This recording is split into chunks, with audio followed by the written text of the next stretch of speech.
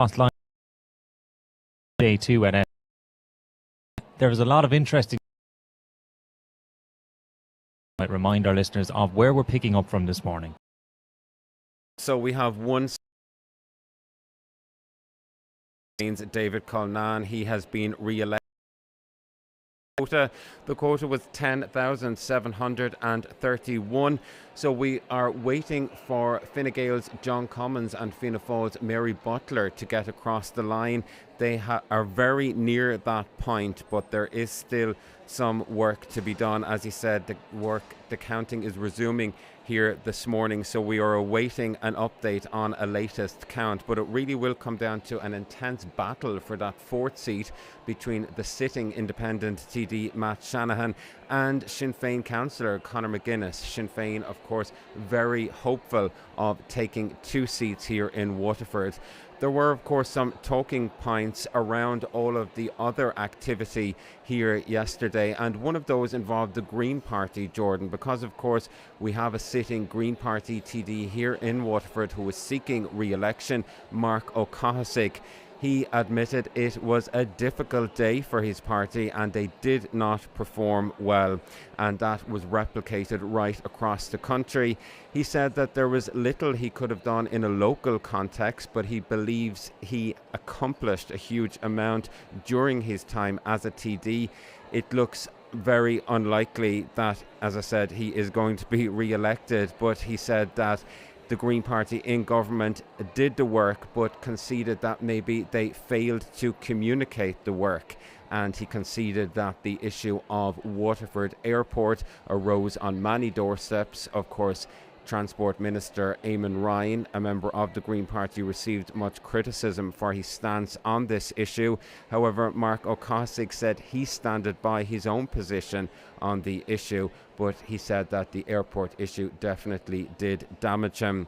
Then, of course, in relation to independent Matt Shanahan, who made headlines during the week involving the use of an election advertisement on the side of UHW. Speaking about that controversy last night, he said it's rare in any campaign that a politician doesn't make a misstep. However, he did say that he was the subject of what he described as a political pylon by some parties, and he said many of these weren't as outraged when people were being carted off to Cork, to use his own terms, for treatment, but they were outraged by what he described as a light on a wall. And in relation to his first preference vote, he admitted he would have liked to have seen a higher performance. He said the gap is significant between himself and Conor McGuinness, but he is hopeful, obviously, to pick up transfers, and it will really come down to those transfers to see where they go, and geography, we expect, will play a key part. Of course, Matt Shanahan from the east of the county, Conor McGuinness from the west, so we will certainly be monitoring closely to see where all of those transfer votes go. Thanks very much for that, Kieran. Kieran Foley at the Count Centre at SETU. We have a Daysha Today special broadcast coming up at 10 a.m, and you can continue to follow all the latest coverage across all of our online platforms. But until then, it's back to you in Dungarvan, Sean.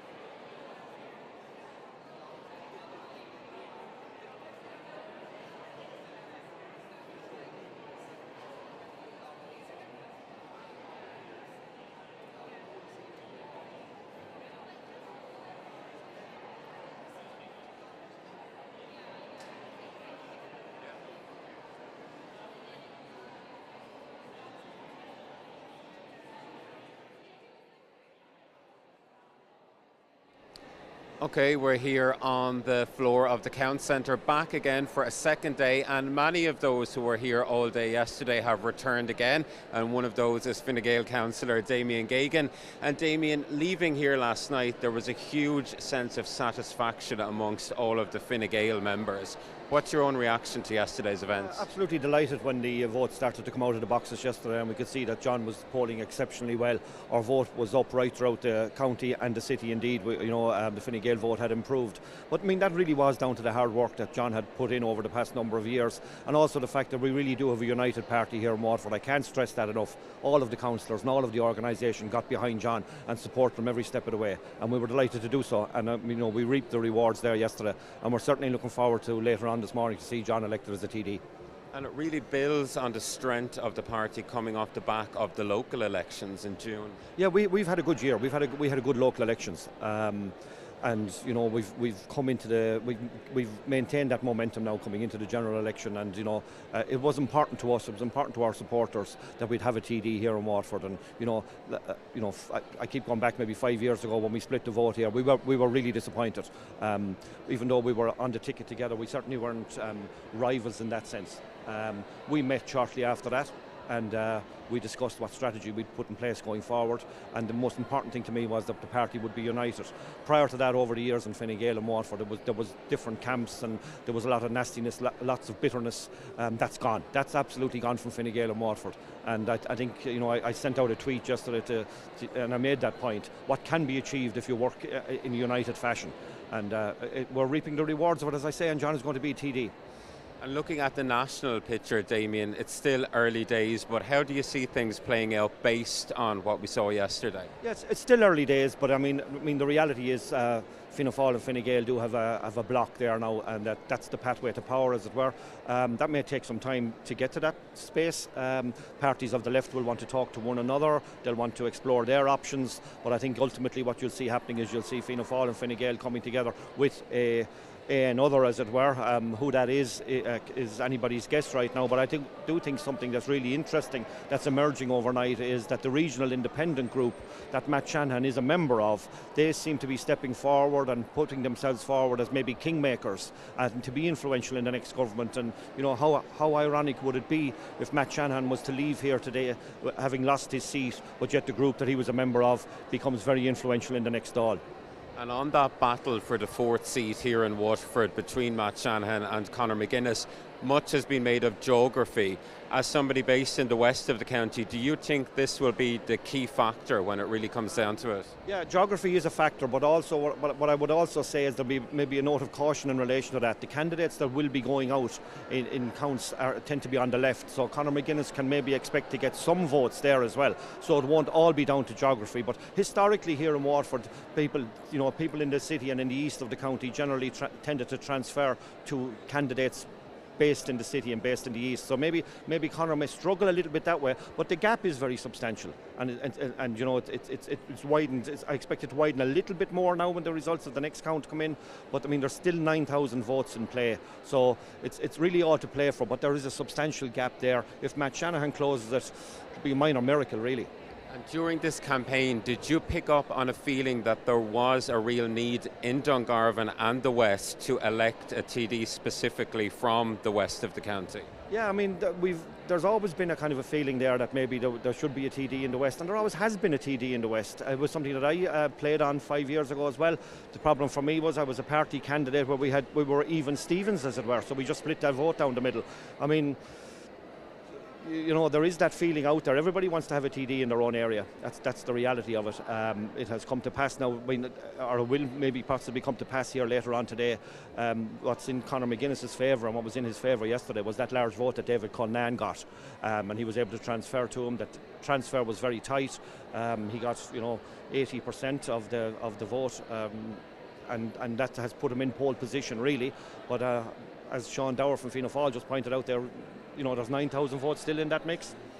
Okay, well, Damen Gagan, thank you very much for that insight into yesterday's events and a look ahead to all of today's events. So as you can see behind us here, we're waiting for the action to really kick off. Everybody is seated. Everybody is well versed, of course, on what has to happen based on what took place here yesterday, and many of the other supporters for all of the different candidates are making their way back into the count centre here this morning. So still no indication on when we will have the next count, but we will bring you the very latest as we get it. And of course on Daisha we have our 2-hour special coming up after the 10 o'clock news. We have Damien Tiernan presenting Daisha today. And we're actually going to cut to Michelle. Which consisted of the distribution of Kieran Mangan's 798 votes. Total of votes distributed 798, 798. Butler Mary, Fianna Fail, plus 21. Total votes 10,064. 10064. Cleary, Dr. Ronan, Aintu, plus 21. Total votes 1,879. 1879. Frank Conway, non-party 71, plus 71. Total votes 1,038. 1038. Cummins John, Fine Gael, plus 29. Total votes 10,482. 10482. Conor D. McGuinness, Sinn Féin, plus 131. Total votes 7,013. 7013. Marco Cossack, Green Party, plus 68. Total votes 1,787. 1787. Sive O'Neill, the Labour Party, plus 82. Total votes 1673. Roach Mary, Social Democrats, plus 211, 211, total votes 3,184, 3184. Shanahan Matt, non-party, plus 95, total votes 5,640, 5640. Non-transferable papers not effective, plus 69, total votes 159. As there is no surplus for distribution, I will now exclude the lowest candidate and distribute his votes. Frank Conway, 1,038 votes. 1038 votes.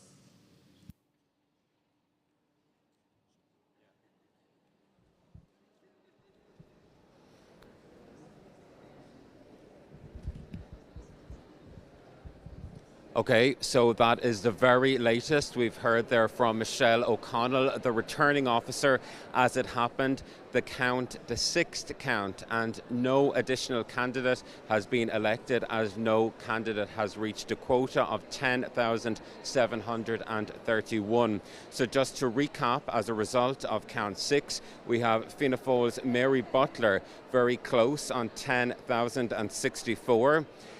We have Ronan Cleary, Aintu, 1,879. Frank Conway, Independent, 1,038. Fine Gael's John Cummins, also very close to reaching the quota, 10,482. Sinn Féin's Conor McGuinness, 7,013. Mark O'Cahasick of the Green Party, 1,787. Sive O'Neill of Labour, 1,673. Mary Roach of the Social Democrats, 3,184. And Independent Matt Shanahan, 5,640. So there is no surplus. So as Michelle O'Connell announced, Frank Conway, Independent, has been eliminated. So we will await further developments, and there will be much discussion and analysis of all of the latest results, all of this from the 6th count on a 2-hour Daisha Today special coming up after the 10 o'clock news bulletin. We will hear from some of the candidates, some members of their canvassing teams, and of course journalists and contributors from around the country to get a broader outlook at what is happening nationally. So that is the latest. As it stands, Sinn Féin's David Cullinane remains the sole TD elected here in the 4-seat Waterford constituency.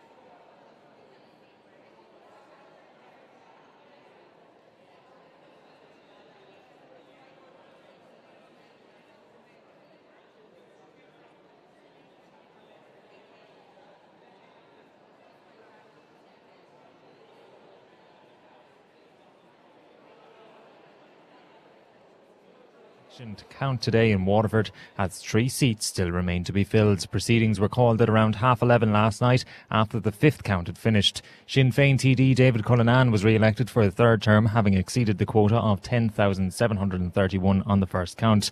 And we're going to cross live now to the count centre to Kieran Foley, who was there for day 2 at SETU. And Kieran, I believe we've just had the results of count number 6.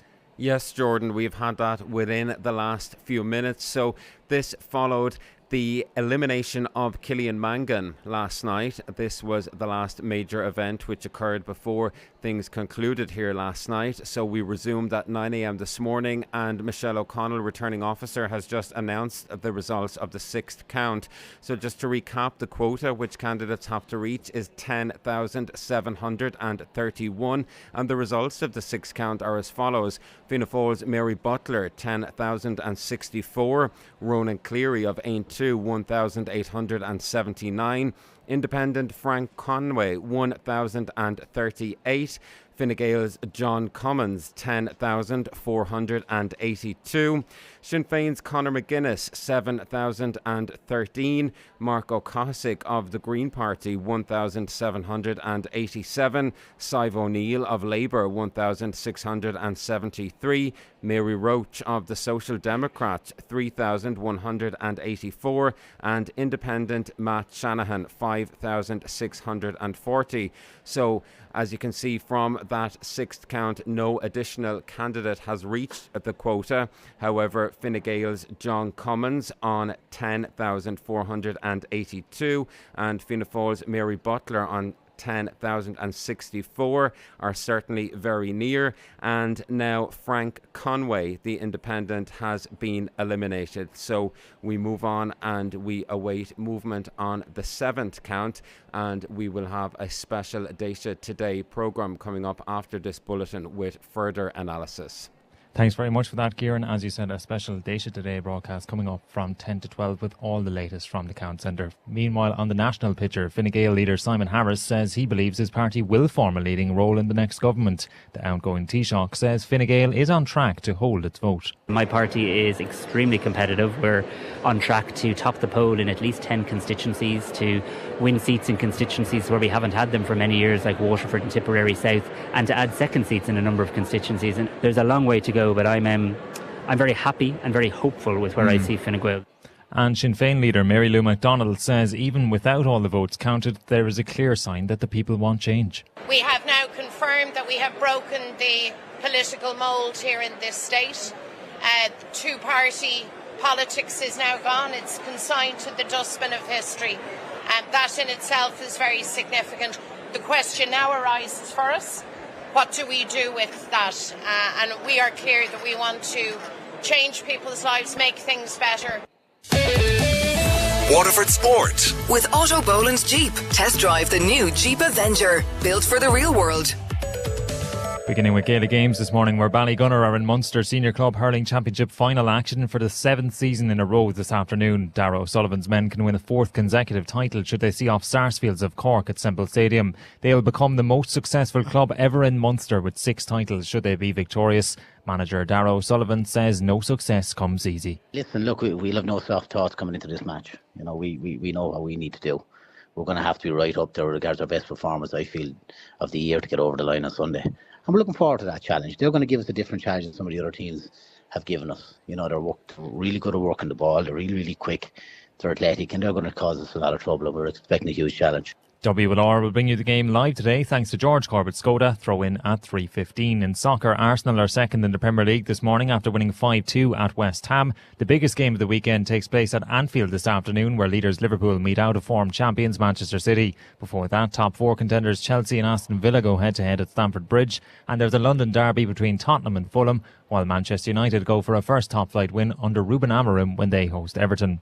And finally in athletics, the All-Ireland Juvenile and Novice Cross-Country Championships take place at Tramore Racecourse this afternoon. Athletes from Waterford and all 32 counties in Ireland are taking part with 12 national titles on offer. And Nora Story from Tramore AC explains how you can get your tickets. So you can buy your tickets online. So if you go to the Athletics Ireland website. There's a link there to buy your tickets online, but as far as I'm aware, they're also taking cards and cash on the day. So the entry into the racecourse will be there. So it's a €10 entry, but kids under 16 go free. Sports news on WLR is with thanks to Otto Boland for all your Waterford general election news this weekend. Keep up to date on air and on WLRFM.com. Enjoy real savings this Christmas at SuperValue, like SuperValue smoked salmon 300.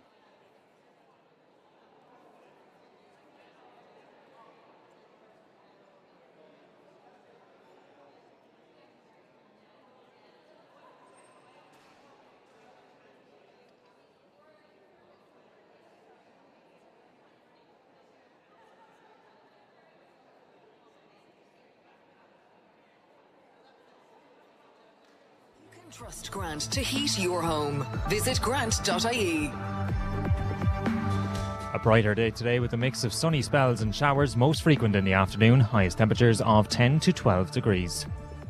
Live from the Waterford Count Centre, this is WLR, your election station. Good morning and welcome to the Count Centre here at SETU. Welcome to the dreams, the intrigue, the art of politics. We're at the cutting edge of technology here. We also have here the dreams of some candidates being realised, the hopes of others being dashed. We're going to bring you live updates on the counts as they happen. We're going to bring you detailed analysis of the counts, and we're going to explain the counting process. We've already heard of many different stories, of Mary Roach being allergic to Rice Krispies, of Inga ironing her husband John Cummins' shirts, and we've heard a lot of talk from Peter Couch.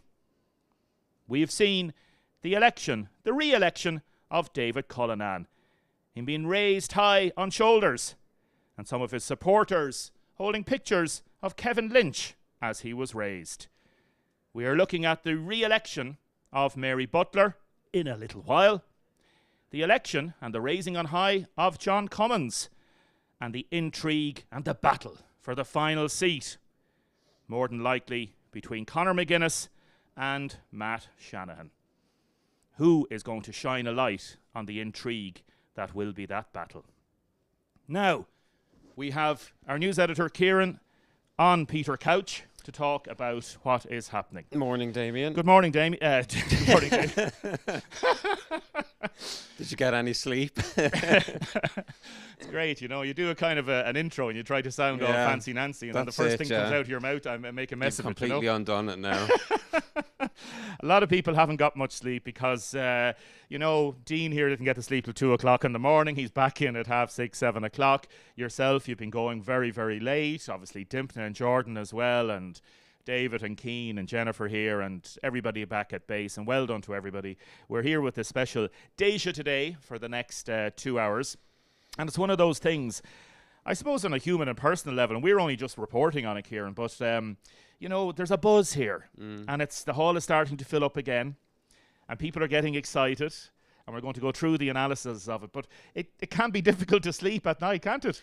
Definitely, because there's so much that hinges on what happens in this centre. I mean, the next potentially 5 years, people's futures are going to be dictated by what is announced by Michelle O'Connell, the returning officer. So you can imagine for the candidates involved going to sleep last night, making the journey home, and then coming back in again, coming in the doors, not knowing when they leave, will they be a TD, won't they be a TD? So to put yourself forward for election and to put yourself in that position, it does take a lot of courage and, I suppose, belief in yourself and support from the people around you. And it was interesting, Damien, to hear all of us, we spoke to members of the various campaign teams yesterday, and to hear about the whole process of canvassing and being out and about and knocking on doors and coming home late and then getting up again and going at it the next day, having that determination to be out and about, but the importance then of having that backbone of support as well. Yeah, and people put their heart and soul into it, and whether a person gets 100 votes or 1,000 votes or 10,000 votes, those that are with those people will put in the same amount of footwork, some maybe more so than others, but they'll literally wear shoe leather, and they'll be looking for people to place their trust in them. And every vote is precious. So it's a very, very strange process. And this morning, as you say, people's futures are dependent on other people's transfers. It's bizarre, isn't it? It's very unusual. I mean, that's why I suppose the sport of politics, if you call it that, that's why there's so much intrigue around it. That's why people love it, because in essence it almost is like a reality TV show of who is going to make it to the next round or who is going to be eliminated. Get me out of the jungle. Yeah. I won't say who's a celebrity. I'm certainly not. Speaking of TV, we are live on many different platforms. We're live on Facebook Live. We're live on Twitter Live. We're live on LinkedIn. We are also live on our website via YouTube. So just go to WLRFM.com. There are updates in terms of all the different information and the counts on those facilities, and there's links there directly to YouTube. So it's Sunday morning now. You may be listening anywhere in the world. We know we have listeners and viewers in 200 different countries across the world. So hello to you this morning. So whether you're in Ballysaggart or in Ballymacaw as well, we're also going to bring analysis of Kilkenny, of Wexford, a national picture in a little while. What we want to do, though, is at the start, we want to look back over the last 24 hours in terms of the counts in Waterford. Also, we might be breaking in to our programme with live counts if and when they happen. We hope to get a minute or two of, I suppose, a warning from Michelle and her team in terms of returning officers. So, we're live at the count centre, and the first one, the count number 1. So just to remind our listeners, the electorate turned out to be 97,153. So 97,153. So that's the number of people who were entitled to vote in this general election in Waterford. 54,013 people voted. 54,013. There was invalid ballot papers of 363. So they're effectively spoiled ballots, or ballots that don't get into the system. So you have a valid poll of 53,650.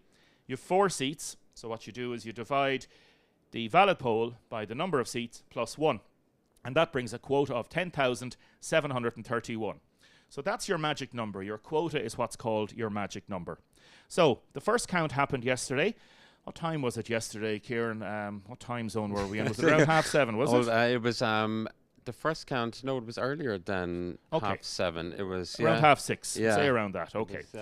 6:30. Yeah. Jennifer is sitting us right. Fair play to Jennifer.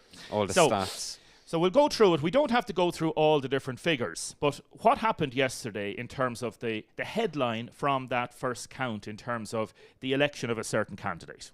So Sinn Féin's David Cullinane, as we know now, he received 11,936 first preference votes. So it was clear from the tallies early on, Damien, that David Cullinane had done exceptionally well, and particularly in many of the polling booths in the city. We could see that coming through from very early on.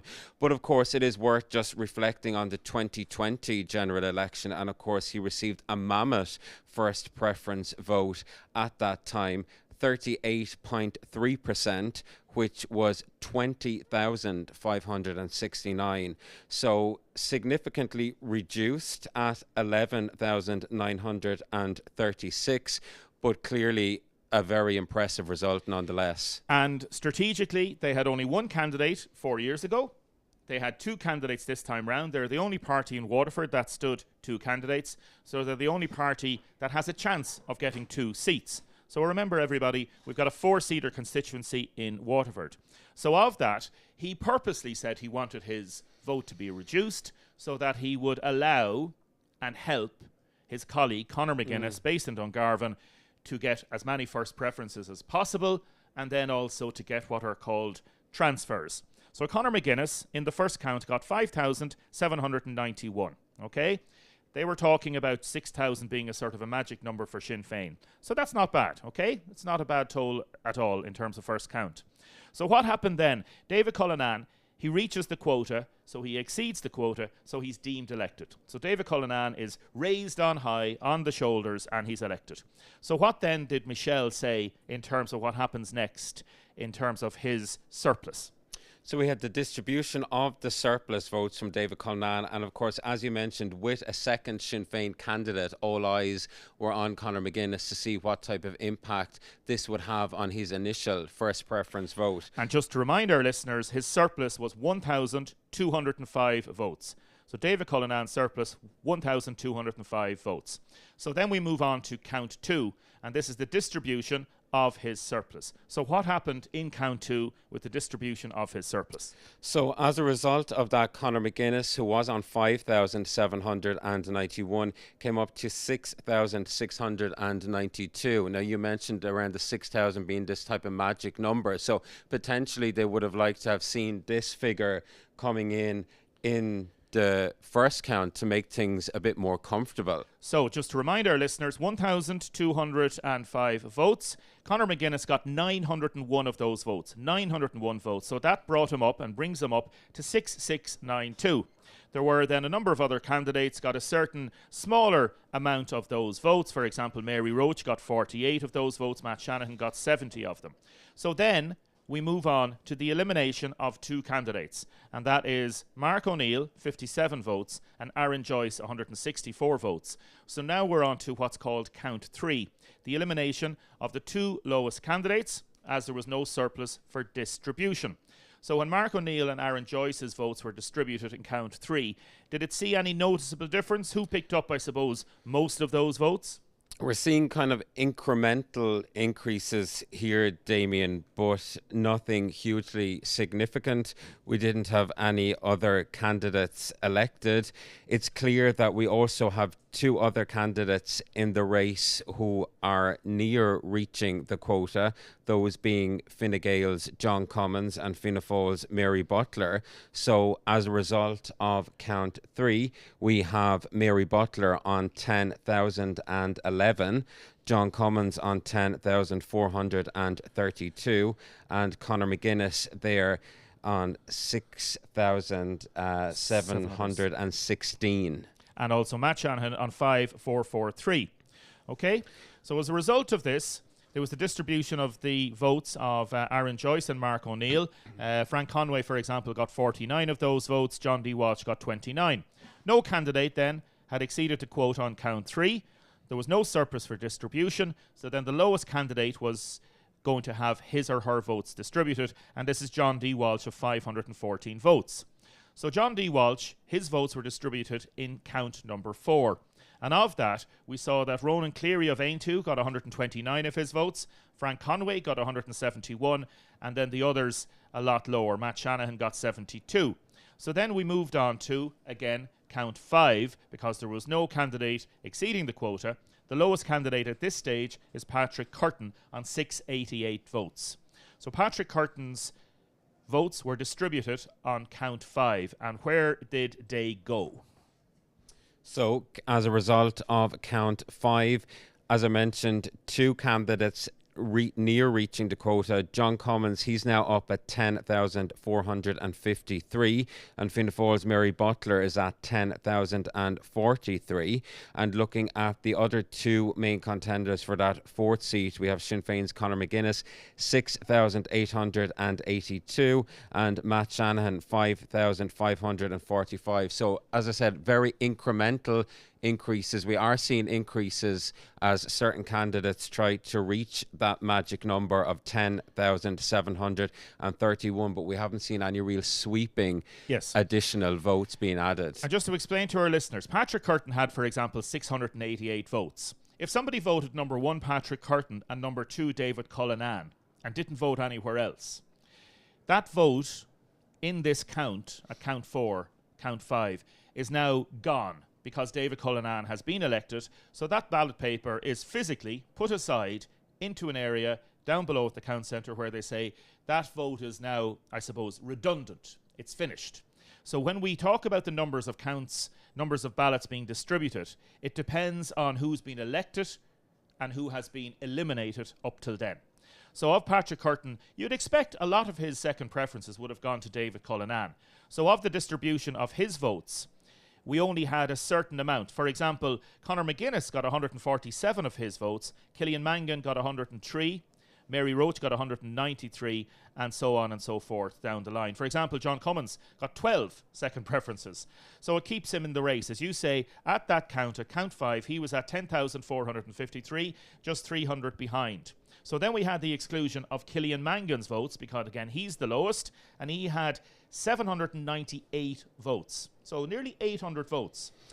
Yeah, so I mean, Kieran Mangan, that happened just last night that he was excluded. So we've just had the sixth count, Damien, then just before 10 o'clock. So I might bring the full run through based on the contenders that we have still in the race. So as a result of Kieran Mangan being excluded, we have Fianna Fáil's Mary Butler now on 10,064.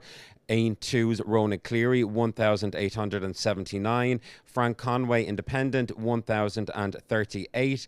John Commons of Fine Gael, 10,482. Conor McGuinness of Sinn Féin, 7,013. Mark O'Cahisick of the Green Party, 1,787. Sive O'Neill of Labour, 1,673. Mary Roach of the Social Democrats, 3,184. And Independent Matt Shanahan, 5,640.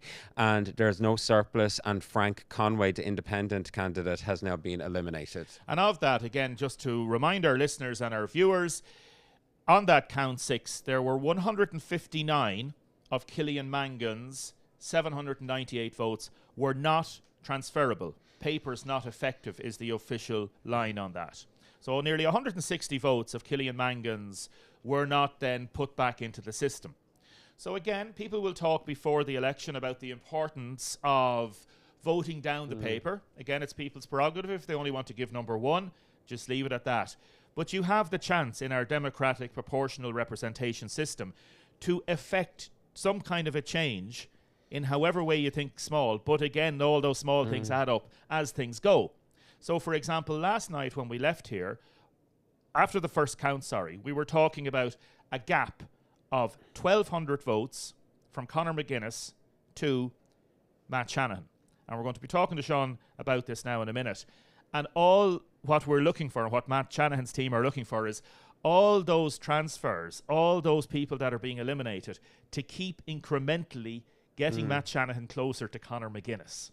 So it just goes to show, and I think we've tried to explain it here this morning, the importance of voting down the paper. That's it, and some people do make a concerted effort to do that. Some people, when they go in, they have their chosen candidate. They don't want to engage in a process where they try to affect the outcome of the rest of their vote by giving their allocation further down. But as you say, Damien, that is our system. It's different to the first past the post system, which the UK has used. So that is the standout feature of our system, that the results can be affected based on transfers.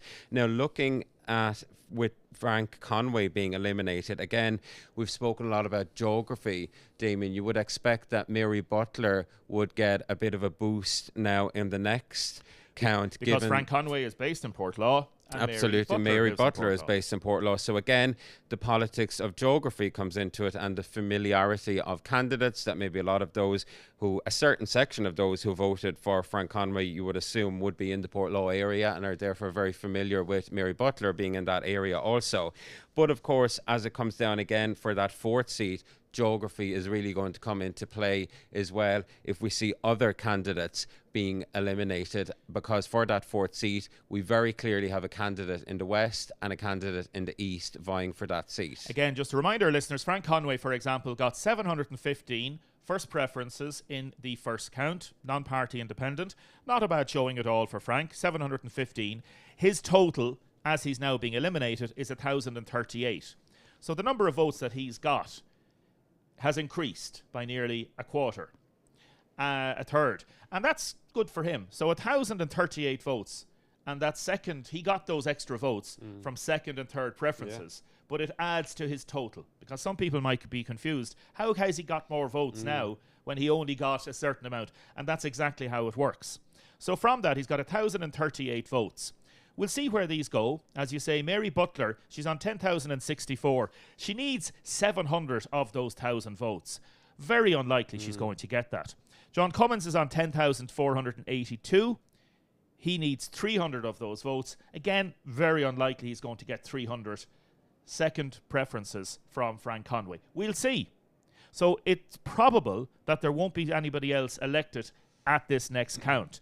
Once Frank Conway's, then his votes are distributed, then we're going to have the next lowest. And at the minute, that person is Sive O'Neill. Am I correct? At the minute, that person is Sive O'Neill of Labour, correct? 1,673. Yeah.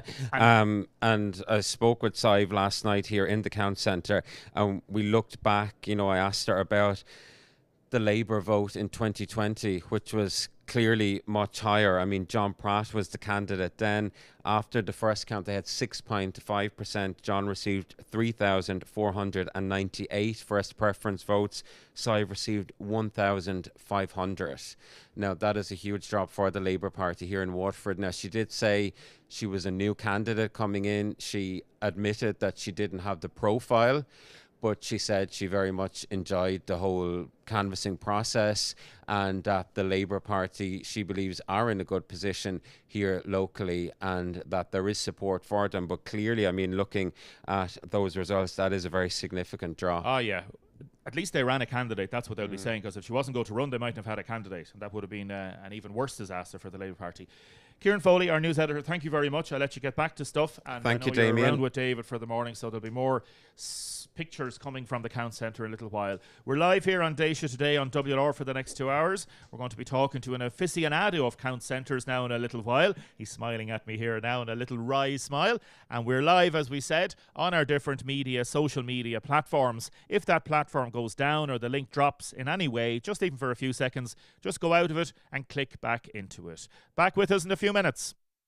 You're listening to WLR, your election station. Hey, it's Andy Mack, and I'll be bringing tidings of great joy from Morris's incredible Christmas sale this Saturday from midday to 3. I'll be talking to Morris's suppliers, customers, and Aisling Larkin will be in store for a live cooking demonstration. There's lots of great deals in store on the day, and we'll find out the winner of the amazing Morris's giveaway. So join us and the lads at Morris's for great advice and prices with plenty of Christmas fun this Saturday for Morris's Christmas sale, live on WLR.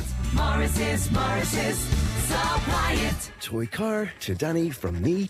Fluffy slippers to Emma from me. The Cheesy McCrispy to me from me. Treat yourself to the new Cheesy McCrispy from McDonald's with a delicious cheese sauce, cheese slices and crispy onions. Go on, you've earned it. Available until the 5th of January. Served from 11 a.m. Participating restaurants only, subject to availability.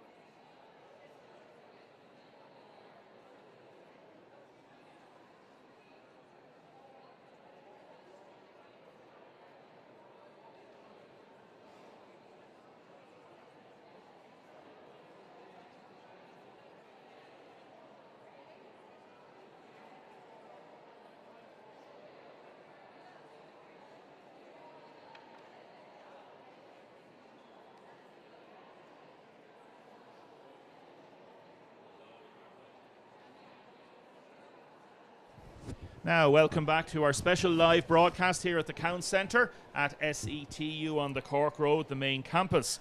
We are joined now by Sean Dara on the couch, Peter Couch, to talk about all the special, I suppose, machinations of what we've been talking about with Kieran. Sean, how are you? I'm very well. Good. Much better than I was this time yesterday, I have to say, Damien. Had you good sleep? Yes, eventually, after left here at 12 o'clock and then went home and watched television for a while and got up-to-date reports and eventually got to bed. For those that are interested in politics, it's amazing, isn't it? Not just here, but then going home and seeing where different places and how things are going. And you've been a lifelong Fianna Fail stalwart, so there's lots of people that you'd know in different constituencies. Yes, yeah. I saw some colleagues and friends, I would call them, getting elected or re-elected yesterday, and then Noel Dempsey's daughter being elected in Meath brought back things to me. So Timmy Dooley returning to his seat in Clare. So there was, yes, a lot of people that I would have known. How many years are you involved in politics, Sean? About 55, I would think. Wow.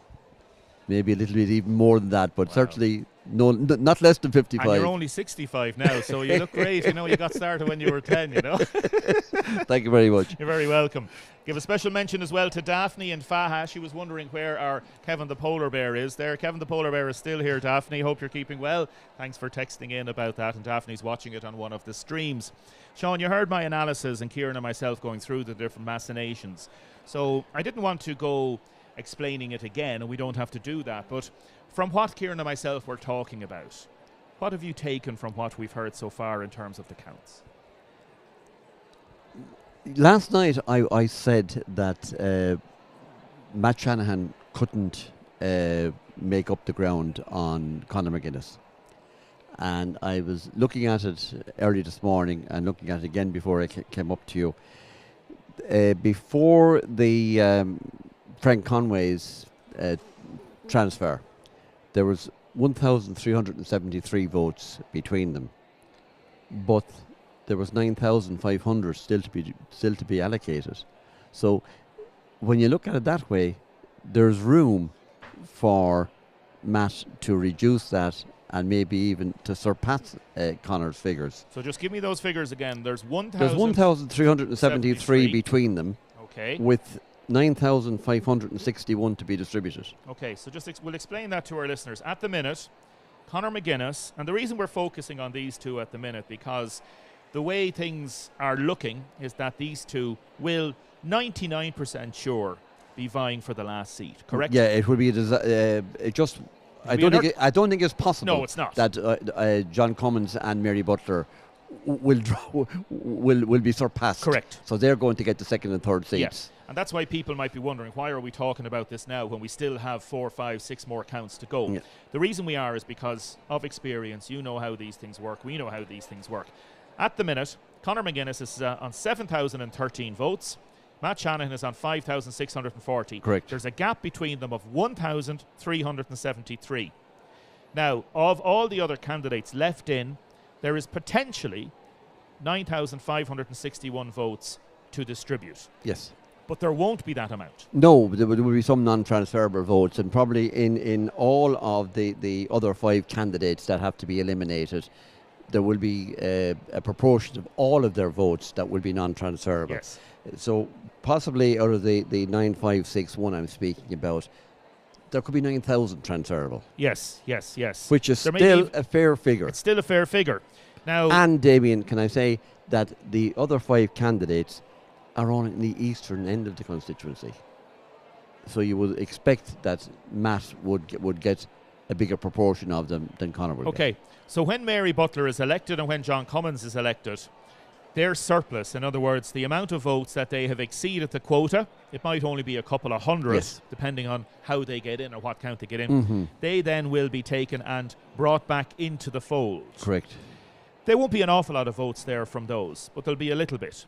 And then you have the other candidates, all, as you say, in the east of the county. Mark O'Cosig, Sive O'Neill, Mary Roach. Ronan Cleary from Aintu.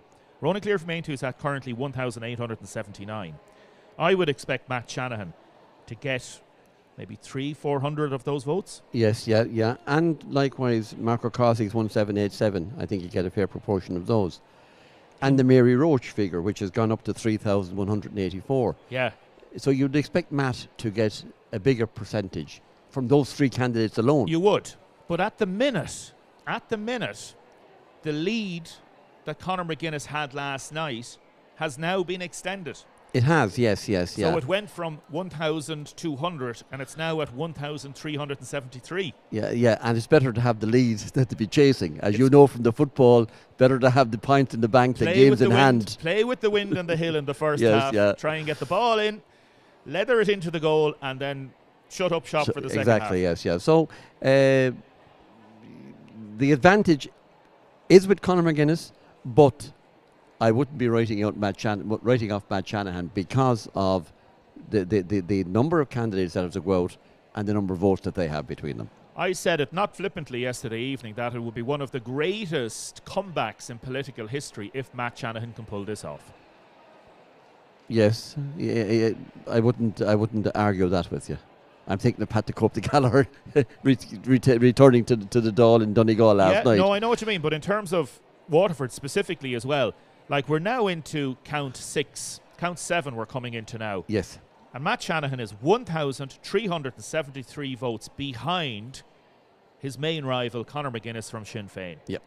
If Matt Shanahan can eat into that lead and bring it back down to 1,000 votes, 600 votes, 400 votes behind. It'll make a very long day of it today. Again, use the football or hurling analogy. It's like somebody being 10 points up at half time. Let's say 13 points up at half time. The opposition brings it back. And then in the last 2 minutes, as we head into injury time, there's only a point in it. There's only 100 votes in it. Yep. No, that's the point I was making. I've changed somewhat from my decisions of last night, as I said. Last night I couldn't see that gap being narrowed. Now, having looked at it and looked at the candidates that are still to be eliminated, their area of the county, and the number of votes, and I hadn't realised that with over the 9,000 votes, there's a possibility, whether it's a slim possibility or not, but there is a possibility that fourth seat is still not decided. Yes, and just to remind our listeners, taking into account what myself and Kieran said earlier, a greater percentage of those votes will be non-transferable as the voting counts increase, because candidates will have been eliminated and there will be maybe less votes to play with. Yes. I mean, tallying yesterday morning, the number of ballot papers that had 1 to 15 marked on it was very, very small. Absolutely. The majority were 1, 2, 3, 1, 2, 3, 4, maybe up to 6 or 7. But the number that went to 15, you could nearly count them on two hands. Sean, we might talk to you again before 1 o'clock I'll after be a here. couple of more counts. Yes, Thank you very much. No problem. Thank you very much. The big thing is for each party, when somebody gets elected, in a way, they don't really care what happens afterwards. And there will be great joy and loads of up ya by ya when John Cummins gets elected and Mary Butler get elected. And it'll be very exciting for example, all the different party workers. Yes, yeah, it will and indeed. their families. Yeah, of course, because they've all put, no matter what party or non-party that you're representing, you've all put the 3 weeks to a month of very hard work into it, and you deserve the celebrations today and rest tomorrow. Do you still love it? I do. I was just saying to Mary actually on Thursday evening, will this be my last night canvassing in a general election? And she disagreed with me, but I have a feeling that could have been my last you're night. Looking great. You're good to help. How old are you now, do you mind me asking? I was 77 2 months ago. Well, you don't look it. Thank you very much. You look very Thank well. you. Continued good health to you. Thank you very much, Thanks Damien. for being Thank a you. good friend to me and a good friend to this program. No problem. Thank you very much. Stay with us. Back in a few minutes. You're listening to WLR, your election station. Easy Living Interiors Waterford Retail Park is celebrating the final day of Black Friday discounts and the huge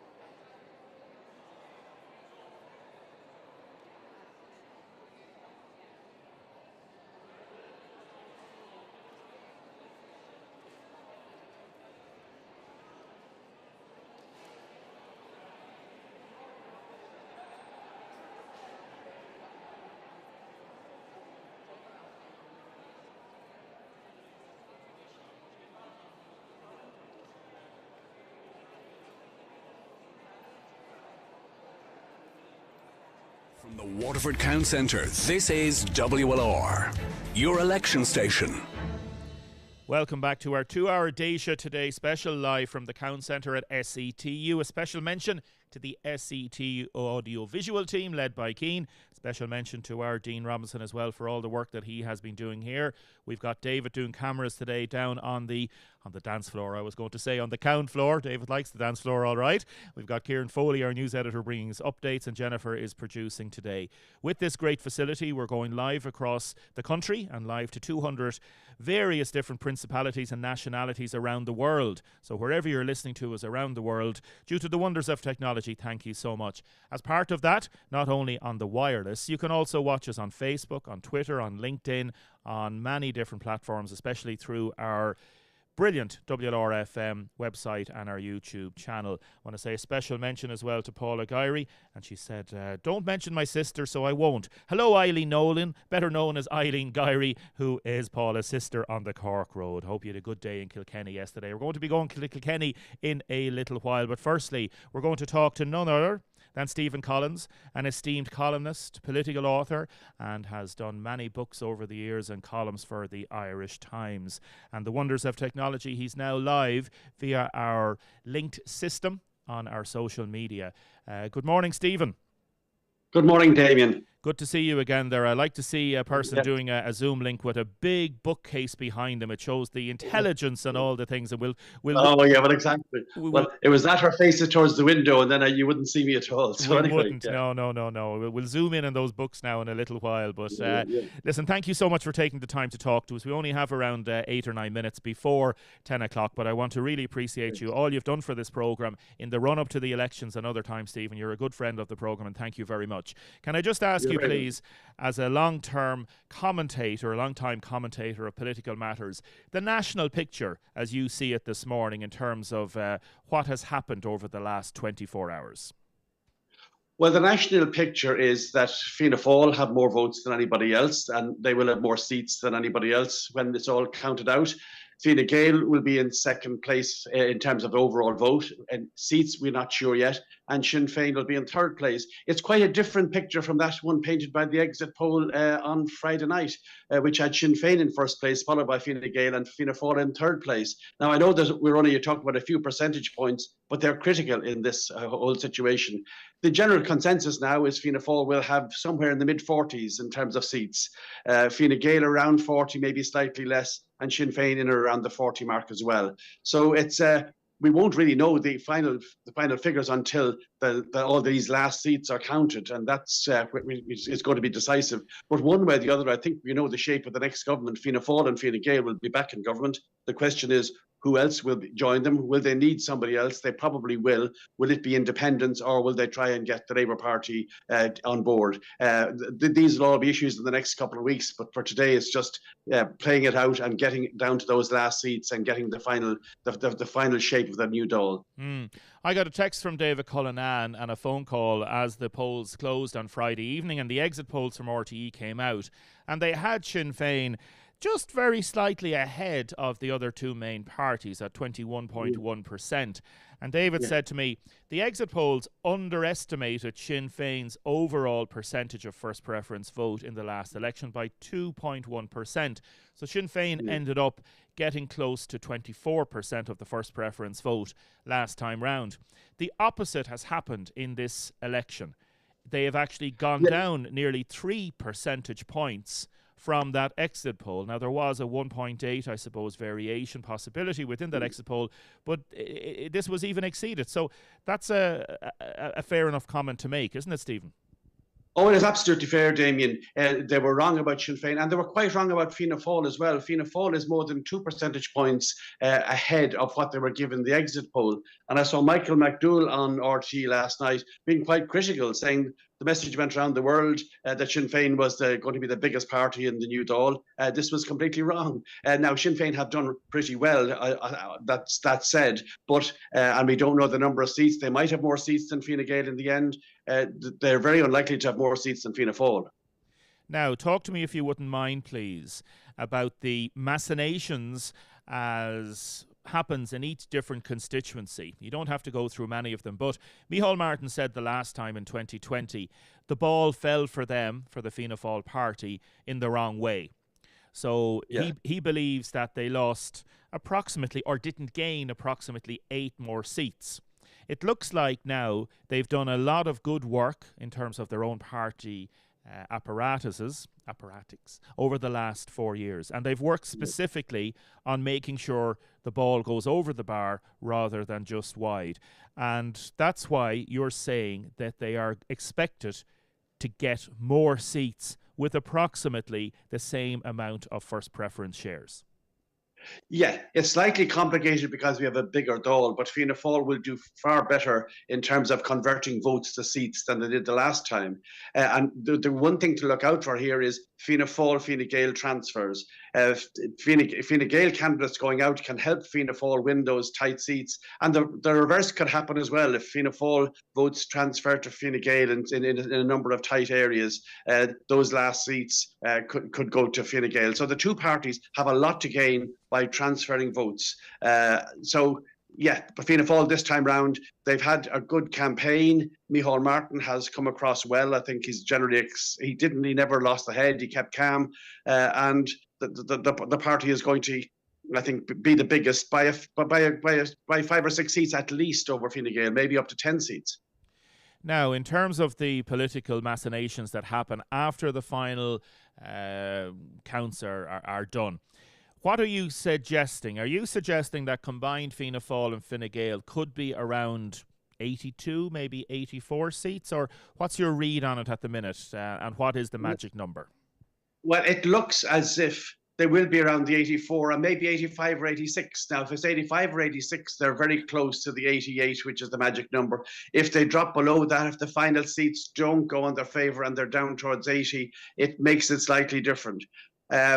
In the Irish Times, Pat Leahy is forecasting that the Fianna Fáil and Fine Gael would prefer to do a deal with the left-wing parties, that the ministers are telling him that that Labour and the Social Democrats are the preferred coalition option. From the backbenchers I spoke to at the Count and the party strategists at the Count in the RDS yesterday, I was getting a very different line, that they would much prefer both Fianna Fáil and Fine Gael if there were enough independents to put them into government. People like Michael Lowry, Noel Grealish, people who are dependent. Matt Shanahan in Waterford, if he gets elected, would be in that group. That's going to be one to watch during the day. So I have a feeling if Fianna Fáil and Fine Gael get the better result and end up in the mid-80s or higher, they'll look at independence. They will talk to the left-wing parties. Labour would be more amenable in theory. Labour have a long tradition of working with Fianna Fáil and Fine Gael. The Social Democrats, I think, have made it clear that they are very much on the Sinn Féin side of the argument. Mary Lou MacDonald called on her voters to give number 2s to Social Democrats. So I think the Social Democrats have been highly critical of Labour for going into government in the past. So I think it's going to be very difficult to do a deal involving the Social Democrats. But Ivana Bacik has said that she wants to put together a left-wing group. Her first port of call after the election, where all the seats are counted, will be to talk to the Social Democrats and the Greens, whatever remains of them, and try and put a left-wing group together and then present Fianna Fáil and Fine Gael with a list of demands. I think that might be a bridge too far for Fianna Fáil and Fine Gael. But these are the manoeuvres at the very early stages, and we will find out in the coming weeks. Yeah, let's say, for example, let's go half and half. Let's go to maybe 82 seats for around Fianna Fáil and Fine Gael combined, if this happens, right? And 88's their magic number, so they need 6. Let's say they'll need 8, just to be sure. They'll probably want a support of... they'll want to have a cushion of, we'd say, 2 extra, just in case. Yes. Now, if you're a Fianna Fáil or Fine Gael minister or somebody that's wanting to become a minister, you will probably say, we don't want to give a smaller party who has more seats the option of coming in with us, because then we'll have less ministerial roles ourselves. So it's very simple. They may well look at Independent Ireland, or as you say, the regional group, and that's why the vote here in Waterford could well be important. The likes of Matt Shanahan getting elected or not getting elected as the regional group, who have said that they will talk to anybody, and Michael Lowry has said that consistently over the years. Or then you try to divide up the potential opposition which is Labour and Social Social Democrats. Stephen, just hang on 1 second if you don't mind for a second. We're just going to have a count here. Is that okay with you holding on for us? Sure, absolutely. That's fine, Damien. Thank you. Of Frank Conway's 1,038 votes. Total of votes distributed 1,038 votes. 1038. Butler Mary Fianna Fail plus 40. Total votes 10,104. 10104. Cleary Dr. Ronan Aintu plus 270. Total votes 2,149. 2149. Cummins John Fine Gael plus 44. Total votes 10,526. 10526. Conor D. McGuinness Sinn Féin plus 110 votes. Total votes 7,123. Marco Cossig Green Party plus 10 votes. Total votes 1,797.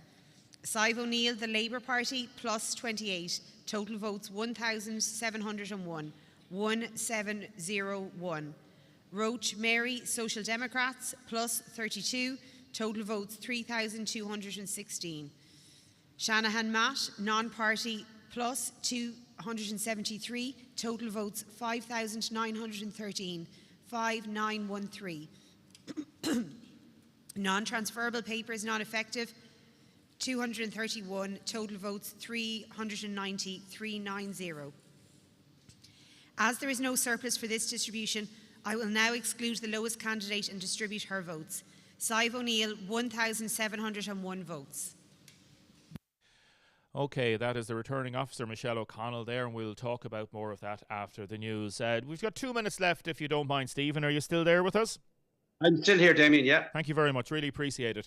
Tactically as well, if Fianna Fáil and Fine Gael want to break up a potential opposition government platform, which would include Sinn Féin, Labour and the Social Democrats, it might be better off for them to try and take Labour out of that potential coalition opposition platform and bring them in to the Fianna Fáil Fine Gael family, which would undermine, for the next election, the combined opposition platform. Am I right with that? Oh, I think you are right, Damien. I think the problem, though, is Labour Party will be very careful about that. I think the Labour Party is trying to, first of all, strike a deal with the Social Democrats. If they don't do that, going into government will leave them exposed to being attacked by the Social Democrats and Sinn Féin. And I think they'll be very wary about that. So there are all sorts of tactics at play here. I think Labour will be slow to go into government. And I think the government would be slow to have the combined left in government, because the platform they would be looking for would be a much more left-wing platform than the current government operates. So, yeah, I think everybody will try and show willing. So everybody will say, oh, yes, we're interested in government. We will participate in talks. But how serious they're going to be, I think, will be the question. It will, yeah. I think Labour love being in government, and I think they've had tradition of that, and I think Ivana Bacik would love to be a minister. I don't know, we'll see. Stephen, I think she would love to be a minister, but I think she's been around politics for a good while. Some of the Labour TDs are new people who might not be as anxious to get into government straight away. It tends to be when you've been in politics for a while and you've been languishing in opposition, and you see the pointlessness of so much of opposition that you say, okay, it's worth going into government to achieve something. But we'll see. You could well be right, David. I don't know. I just think they'll be slow to do it without the Social Democrats, and I think the Social Democrats will make it impossible to go into government with the current with the Fianna Fáil and Fine Gael. Stephen Collins, as ever, thank you so much for joining us. Really appreciate it. We might talk to you next week. God bless. Have a great day. Okay, David. Okay, that's enough. Bye. Thank you very much, Stephen. Stephen there talking to us live on a link which has gone across the world via our social media platforms. We're live for the next hour. We've got news coming up and the very latest with Kieran and his team. Back in a few minutes.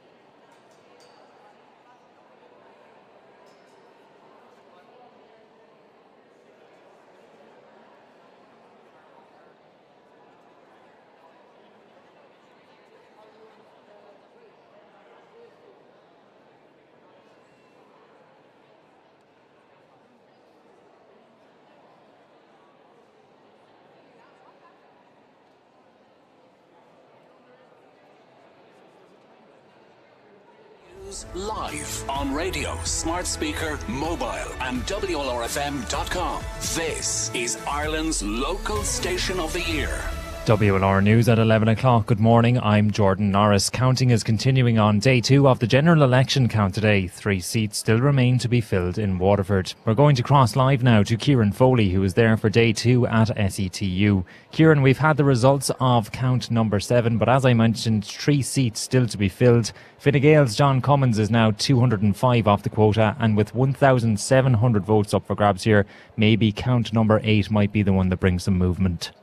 Thank you, Jordan. Good morning. Yes, we still do not have any other candidate over the line as a result of count 7. So just to recap on those results, which were just announced before 11, we now have Fianna Fáil's Mary Butler on 10,104, Ronan Cleary of Ain 2, 2,149, John Cummins, Fine Gael, 10,526. Then we have Sinn Féin's Conor McGuinness, 7,123. Mark O'Cahisick of the Green Party, 1,797. Sive O'Neill, Labour, 1,701. Mary Roach of the Social Democrats, 3,216. And Independent Matt Shanahan, 5,913. So as a result of count 7, Sive O'Neill, the Labour candidate, has been eliminated.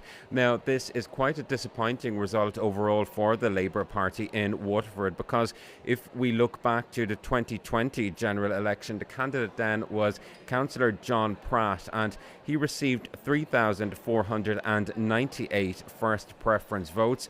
Comparing that with Sive O'Neill's 1,500, and when John Pratt was eliminated, he went out on a final vote of 4,602. But as I said, Sive O'Neill has now been eliminated on 1,701.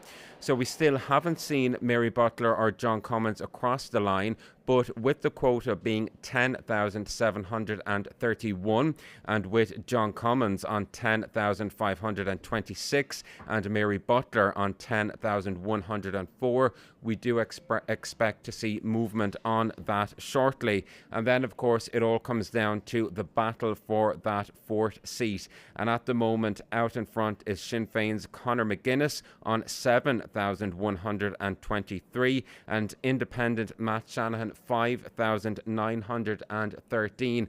But as we've been hearing all morning, Jordan, when transfers come into play and when we're looking at geography, so much can change. So certainly Matt Shanahan is not out of this race, and it's really heating up to be an intense battle here in Waterford for that 4th and final seat.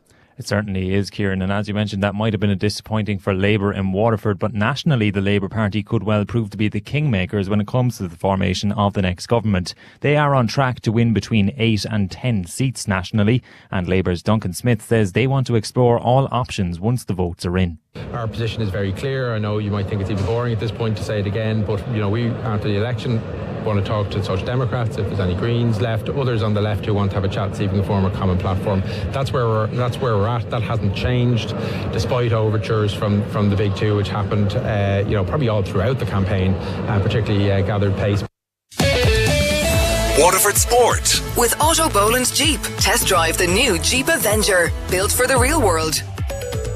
Beginning with Gaelic games this morning, where Ballygunner are in Munster Senior Club Hurling Championship final action for the 7th season in a row this afternoon. Darragh O'Sullivan's men can win a 4th consecutive title should they see off Sarsfields of Cork at Semple Stadium. They will become the most successful club ever in Munster with 6 titles should they be victorious, and manager Darragh O'Sullivan says no success comes easy. Listen, look, we'll have no soft thoughts coming into this match. We know what we need to do.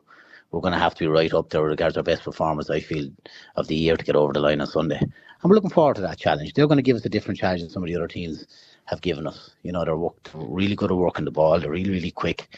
They're athletic and they're going to cause us a lot of trouble, and we're expecting a huge challenge. And WLR will bring you the game live today thanks to George Corbett's Skoda. Throw-in is at 3:15pm. While in soccer, Arsenal are second in the Premier League this morning after winning 5-2 at West Ham. The biggest game of the weekend takes place at Anfield, where leaders Liverpool meet out-of-form champions Manchester City. Before that, top four contenders Chelsea and Aston Villa go head-to-head at Stamford Bridge. There's a London derby between Tottenham and Fulham, and Manchester United go for a first top-flight win under Ruben Amorim when they host Everton.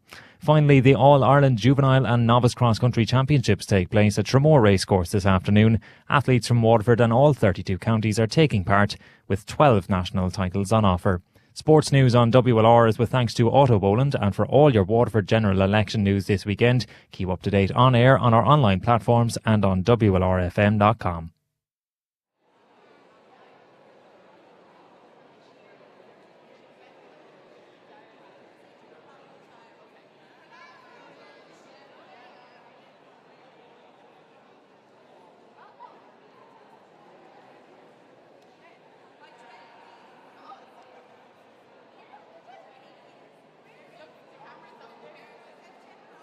From condensing oil and HVO biofuel boilers to heat pumps and underfloor heating, you can trust Grant to heat your home. Visit grant.ie. A brighter day today with a mix of sunny spells and showers more frequent in the afternoon. Highest temperatures 10 to 12 degrees. Live from the Waterford Town Centre, this is WLR, your election station. Welcome back to our specially situated and pop-up studio upstairs at the Count Centre. Again, a special mention to SETU audio-visual team and to Dean and everybody involved in all the different machinations of the WLR team, whether it be Ray back at base or Michael or everybody here in terms of news, current affairs, Paula and many others. I want to say a special mention to my former RTE colleagues. Brian Walsh is down doing a bit of camera work. Karen Creed is there. And Brian is married to Susie.